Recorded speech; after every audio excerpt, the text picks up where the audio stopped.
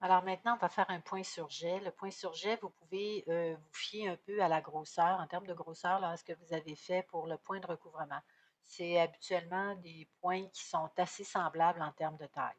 Donc, je vais retirer ici mon point de recouvrement uniquement pour me fier à la taille. Ok, je ne récupère pas rien de ça là, pour faire le point sur jet. Le point sur jet est assez simple. En fait, c'est un triangle. Ok. Donc, je vais tracer d'abord une ligne droite, un angle ici, puis je reviens un peu à l'intérieur. Ma ligne est très grosse, donc je vais devoir réduire la taille de cette ligne-là. Je vais la mettre à 0,25. Je peux faire aussi mes bouts, mes coins arrondis.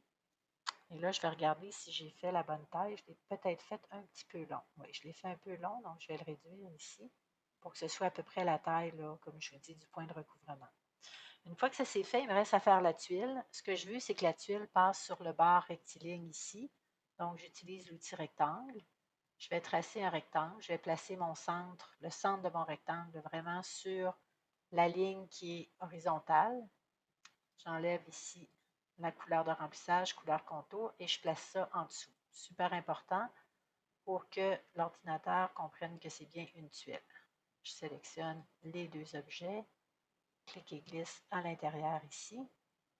Forme de motif, teinte,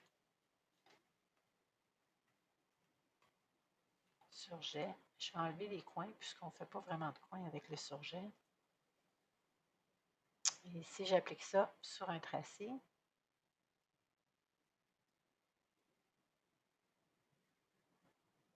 Je vais lui mettre une couleur.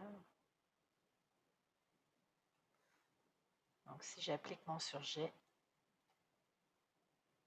ici, on peut voir.